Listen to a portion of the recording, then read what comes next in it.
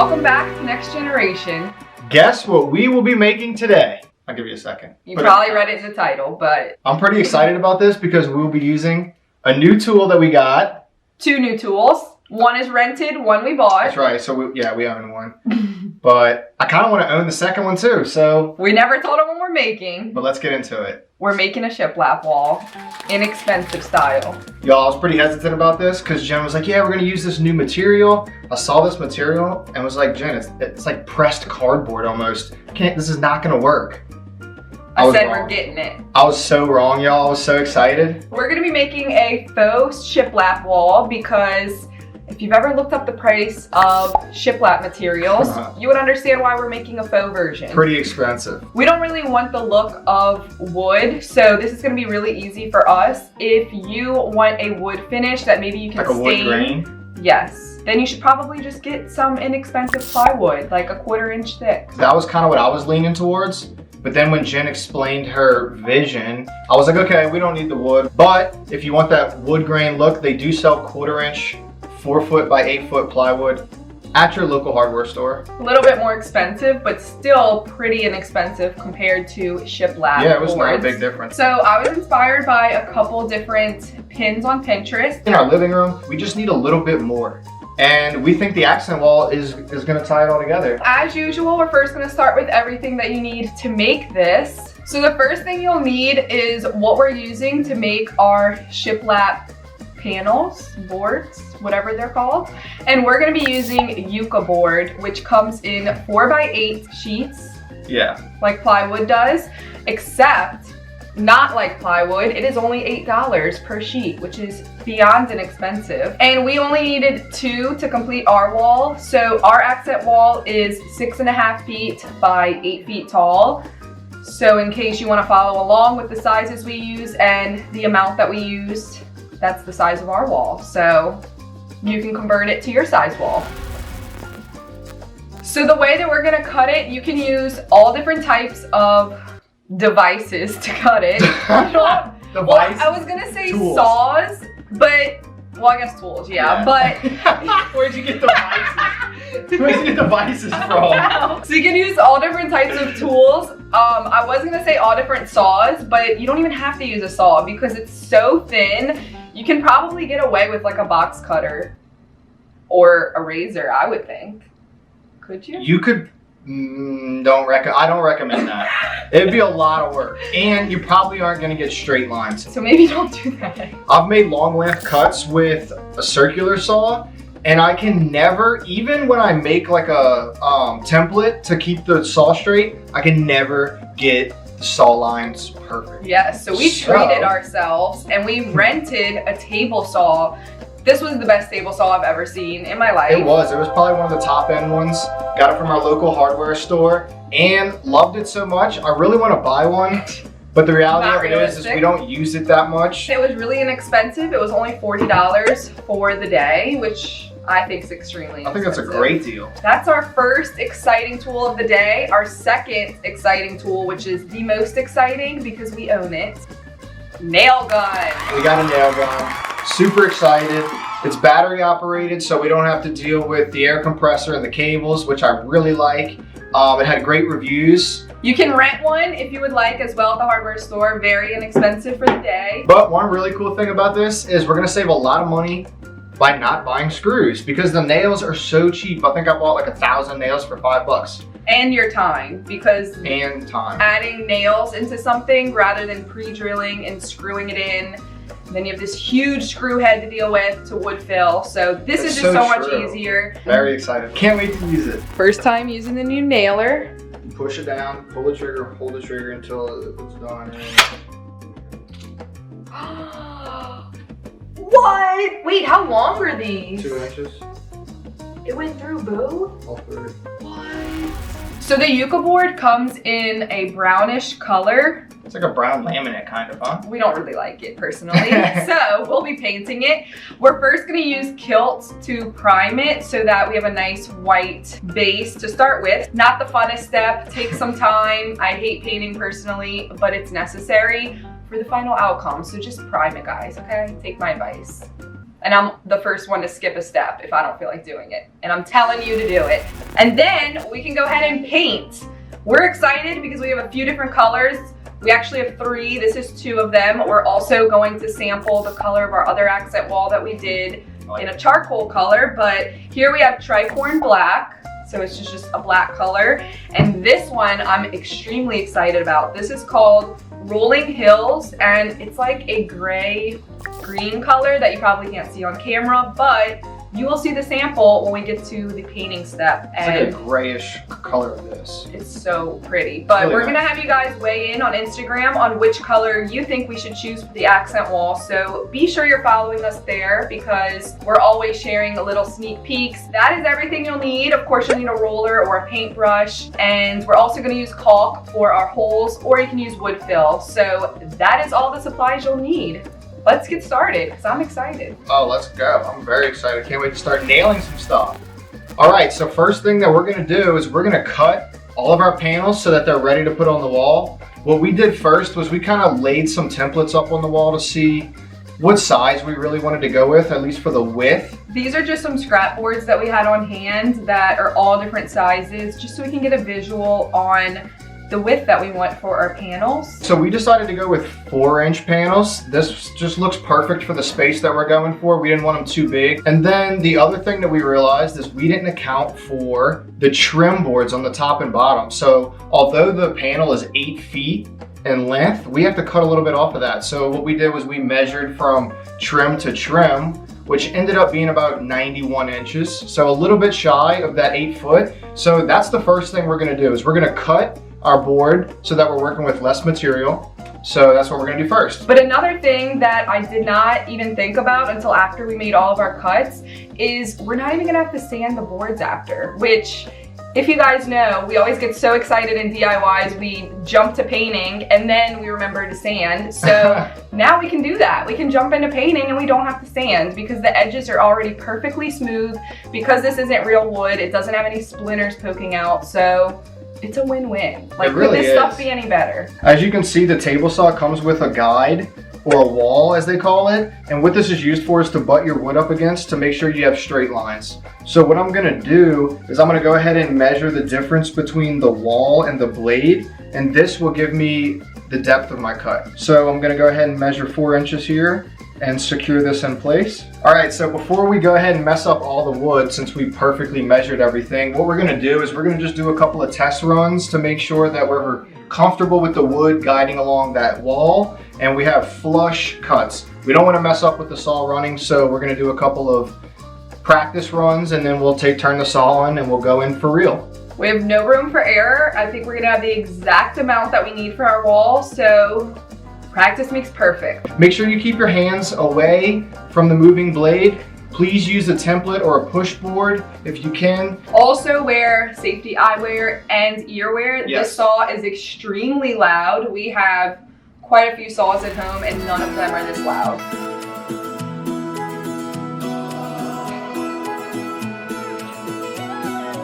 Took both of us to hold up the panel since they were so long as you guide it through the saw, because if it tries to bow or bend in any way, you may get an angled cut. Here we go, our first 4-inch board. I don't know, not even wood. It's perfect. Love it. I love it. It's perfect. Doing that 20 more times. Probably more than 20. 50. No, not 50. How many do you think? Let's bet. Let me say 42. 42. You say 42? Yeah. 42 of them? Yeah. Okay. How many do you say? Okay, I say 2, 4, 6, 8, 10. No, what? I say under 20. Under 20? Yeah. Okay, so you say over 20, I say under 20. Winner gets to eat without cooking, which means the loser cooks. Sounds good. Let's go.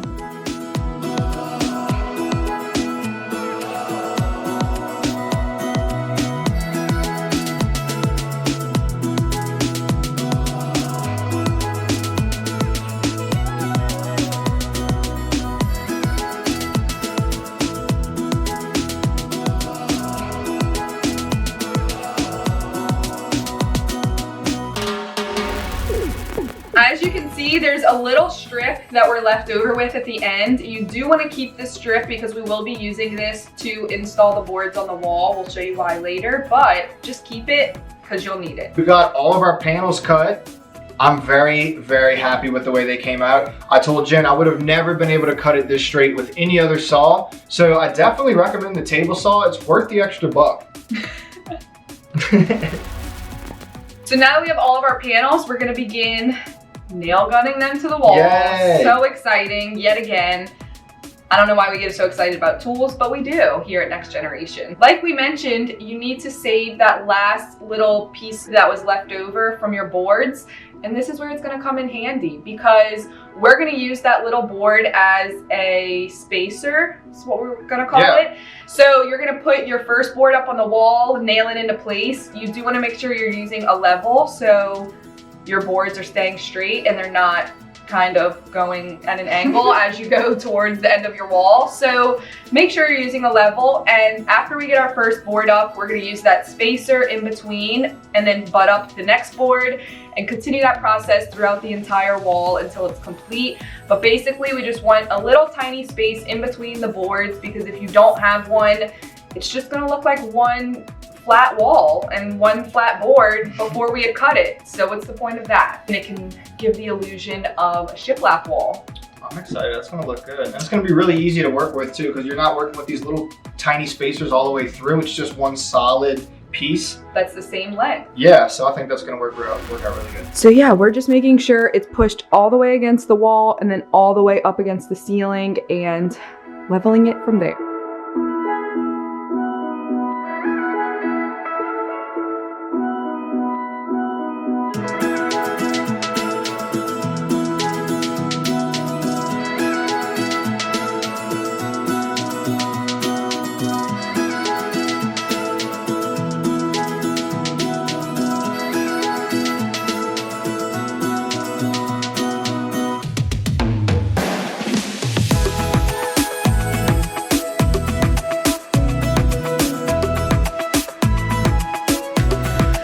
We have found it easiest to start in the middle with the nails and then work our way either up or down from there so that we can move the board as needed if it needs to be leveled. So start in the middle, it's been the easiest.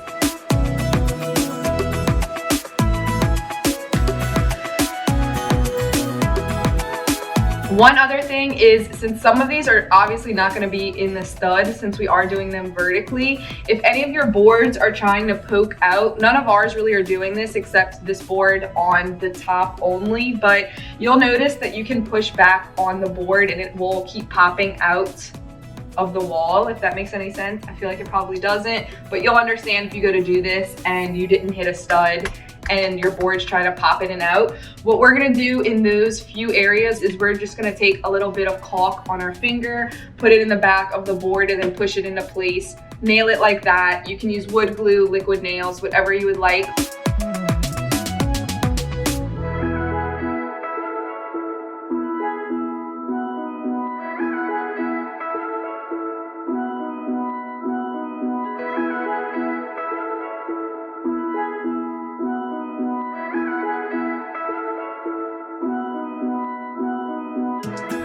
Put a box cutter in the hell no. Oh, a shot in your foot. I'm just kidding, God. You really believe me?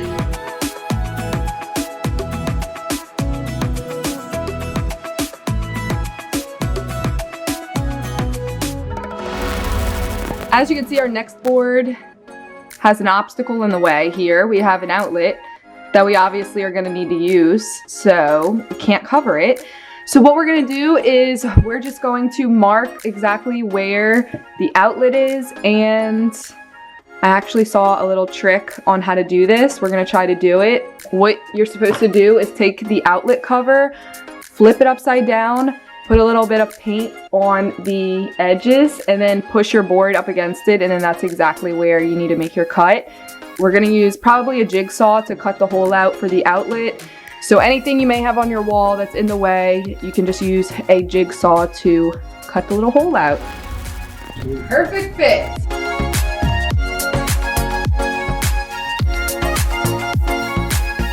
Can't wait to paint this because it's giving me nightmares of the panel walls in houses like way back in the day. Seriously? Giving me flashbacks that we're gonna have an old lady house. But we're not. Stick with us.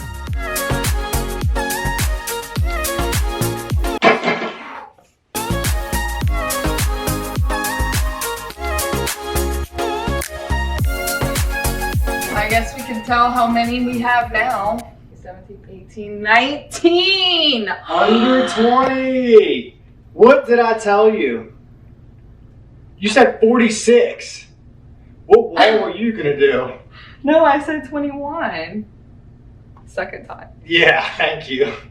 Alright, guess I'm cooking dinner. Yep. Can't wait. I'm excited. So you can finish the wall, go do dinner. Sounds good to me. Paint, prime, caulk. No. We're just gonna put it into place, mark it on the back up against the wall with like a Sharpie or something. Don't put no line on our wall. That's what I'm trying to not do, but I think it might. It did. Oh well, whatever. Oh, We're gonna well. caulk it anyway. So just... We've got Sharpie on the wall now. Cool. Beautiful. Look at it, guys. Doesn't look too great yet, but wait for the paint. But if you want it brown with whatever color your wall is in between, this is what it would look like. Wouldn't even be able to tell these are $8 boards, huh? So now that we have all the panels on the wall, if you would like to add a trim board to maybe the top, the bottom, or even the left or right, if you're finishing off on like an open wall, you want that edge to be hidden and look really flush, I recommend adding some trim boards. There's multiple different styles. All right, so what you want to do after you've nailed everything to the wall, you want to go back through with some caulk and cover those little pinholes. Even though they're very small, you will see them in the finishing touch once you add the paint. So just go ahead, put the caulk on, let it dry. Then we're going to go ahead and sand it smooth, and then we'll be ready for a full prime and paint. Yes, you can always wood fill instead. If you're using screws, that's what we would recommend. All right, guys, it is coming together, and we are now at one of the most exciting parts. I've probably said that for every step, and that's okay. This is all exciting. I think this is the one. So now we're gonna go ahead and sample our paint colors, kind of get a vibe and a visual of the vibe that we want here. What vibe are we gonna take? Dark black or a unique green, gray? Stop this video now while we're painting and comment below which one's your favorite before you know which one we end up using, even though you may have seen it in the thumbnail. So we're not sure what color we're going with just yet, but we're gonna paint the wall. Yes, here we go. I recommend using a paintbrush, by the way, in between our spaces that we made, because a roller is gonna be almost impossible to get in between the spaces. So I'll probably use both the roller and a paintbrush.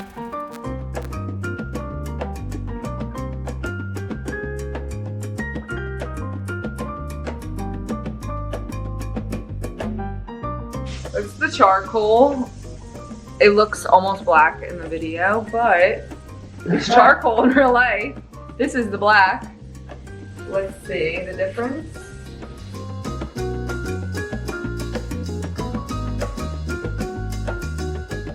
Here's the green. Oh, now you can tell the black next to the charcoal. Yeah. Ooh. How am I smelling it? Let's see. Here we go. Okay, so it's been a couple days. We've sat on these colors. Unfortunately, the black is out because it covers all of our hard work. So the black is out. The charcoal, I thought I liked when I first put it on, but because the wall right next to it and all of the walls in the living room are this light gray, I didn't want to use the same color family on the accent wall, so I decided not to go with gray. And then the green, maybe for a different room, but for this accent wall, I want it to be a lot darker than the wall next to it. We decided that we definitely want to go with green, so we got 4 shades of darker greens than this color, so I'm about to test them right now. So it is day 2 or 3 since we've painted the top green colors. So the winner of all of these colors is, drumroll please, this one all the way on the left, which is Essex Green. I just feel like it's a true dark green. I really like it. That's the one we're choosing. I'm gonna go ahead and prime all of these and put the final coat of paint. Exciting moment here.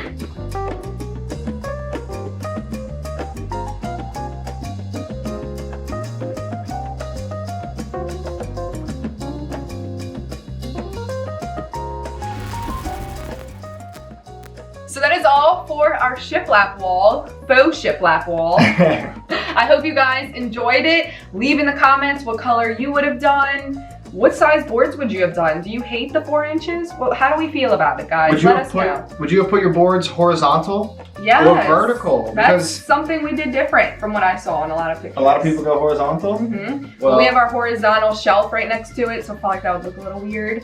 So we went vertical. I love it. Hope you guys enjoyed this video. If you did, please give it a thumbs up. Subscribe if you're not already, and we'll see you in the next video. Bye guys.